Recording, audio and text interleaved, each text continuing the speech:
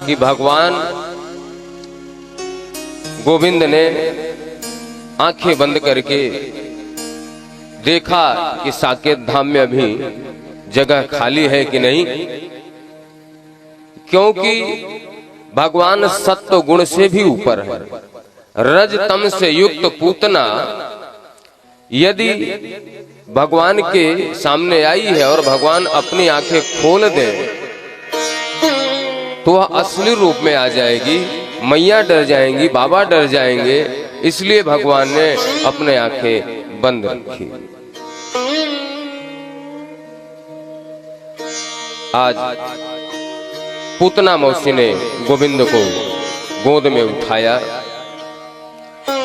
प्रायः कहा गया है, सुनने में आता है कि पूतना मौसी गोविंद को लेकर के आकाश मंडल में गई, लेकिन श्रीमद् भागवत महापुराण में श्लोक कुछ और कहता है। ब्रिवित नेत्रे चरणौ भुजौ मुहुः प्रभिन्न गात्रा क्षिपत रोदहा। यहाँ पे स्पष्ट हो रहा है, सा मुंच मुंचालमिति प्रभाषणी निष्पीड्यमानाखिल जीव विवर्मणि। यदि पूतना मौसी कृष्ण को ऊपर लेकर के जाती तो यहाँ पे यह नहीं कहते कि दोनों हाथ छटपटा रहा है, दोनों पैर से छटपटा रही हैं, आंखें बाहर निकल रही हैं, चिल्ला रही है। एक आदमी जो खुद छुड़ाने का प्रयास कर रहा हो, वह किसी को पकड़ करके कैसे आकाश मंडल में ले जाएगा। पहले श्लोक से और स्पष्ट होता है, तस्मिन अस्तनम दुर्जर वीर्य मूलबणम घोरांक मादाय शिशोर दावथ गाढ़म कराभ्यम भगवान प्रपीडय ततः प्राणई।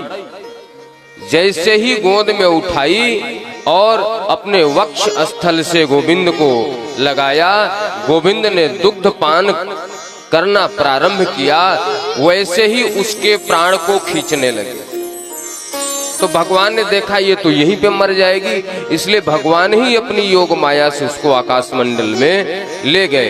एक हाथ उसके गर्दन पे लगा लिया, इसलिए कहा गया कि उसकी दोनों आंखें विवृत नेत्रे, आंखें दोनों बाहर आ गई। बोल रही है, अरे बेटा छोड़ दे, मेरी सांस नहीं आ रही, मेरी श्वास रुक रही है, मेरे प्राण चले जाएंगे। चिल्ला रही है, छोड़ दे बेटा, क्यों मारना चाहता है मुझे। कन्हैया कहते, मौसी मैं जिसको पकड़ लेता हूँ उसका कल्याण करके उसको छोड़ता हूँ। देखते ही देखते गाढ़म कराभ्याम भगवान प्रपीड यतत, देखते ही देखते दुग्ध पान करने के साथ साथ भगवान गोविंद ने पूतना के प्राण को भी उसके शरीर से बाहर कर दिया। और कोई भी हो, कैसा भी बनावटी रूप करके अपने जीवन में चले, कितना भी पाखंड कर ले, लेकिन अंत समय उसका असली चेहरा सामने आ जाता है। एक साधु संत जब भगवान के धाम को जाता है, उसके चेहरे पे लालिमा रहती है, होठों पे मुस्कुराहट रहता है। या तो दृष्टि से प्राण जाता है, या तो उसका सर फोड़ करके प्राण बाहर निकलता है ब्रह्मांड से। और एक व्यसन वाला व्यक्ति, दुराचारी व्यक्ति,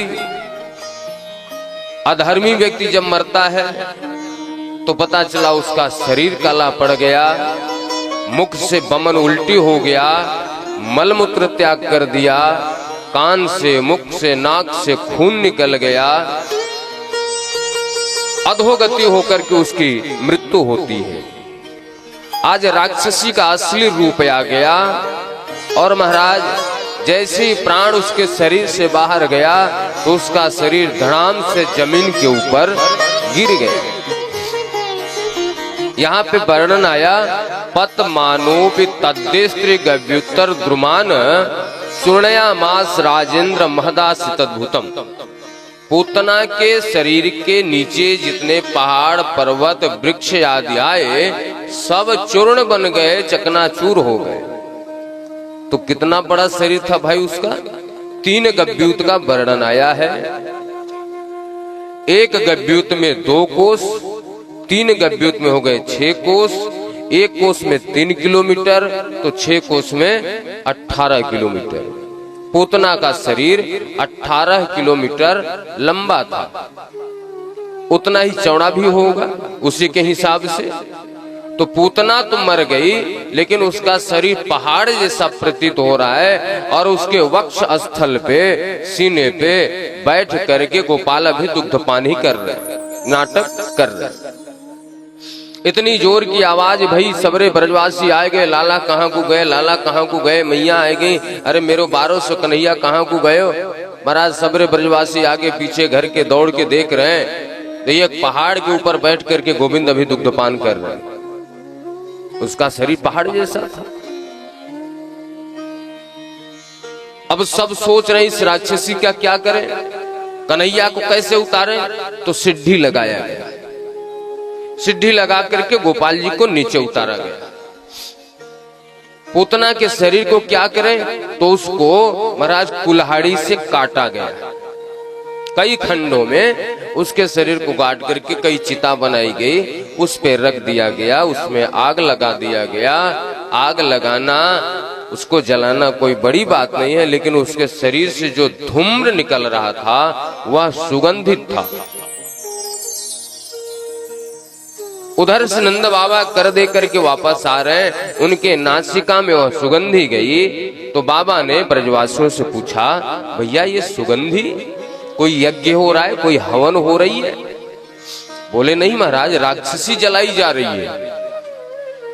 बोले लोक बालाग्नि रुधिरासना जिघांसया, एक राक्षसी बालकों को खाने वाली, बछड़ों को खाने वाली, रुधिरासना रुधिर रक्तपान करने वाली, और उसके शरीर से ये सुगंधी, ये तो आश्चर्य की बात है। यही बात राजा परीक्षित ने सुखदेव जी महाराज से पूछा कि प्रभु ऐसा क्यों। सुखदेव जी महाराज कहते हैं, राजन प्रभु का नाम लेने से यदि कल्याण हो सकता है, तो यहाँ पे तो प्रभु ने स्पर्श करके दुग्धपान किया है। भगवान से, गोविंद से स्पर्श हो गया, इसके बाद भी उसके शरीर में विकार रहेगा क्या?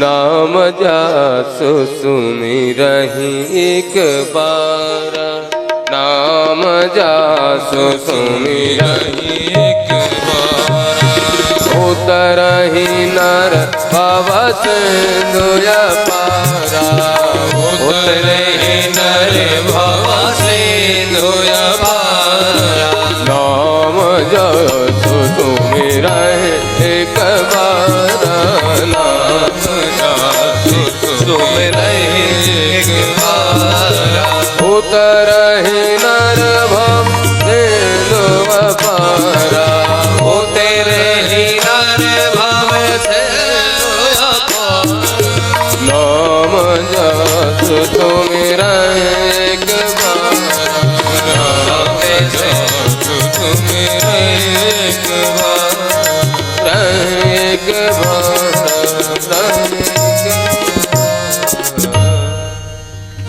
एक बार नाम सुमिरन करने से कल्याण हो सकता है। नर सिंधु, यह संसार सागर से मनुष्य जा सकता है पार। तो यहाँ पे तो भगवान ने उसको स्पर्श किया, तो उसका शरीर भी तो दिव्य हो गया।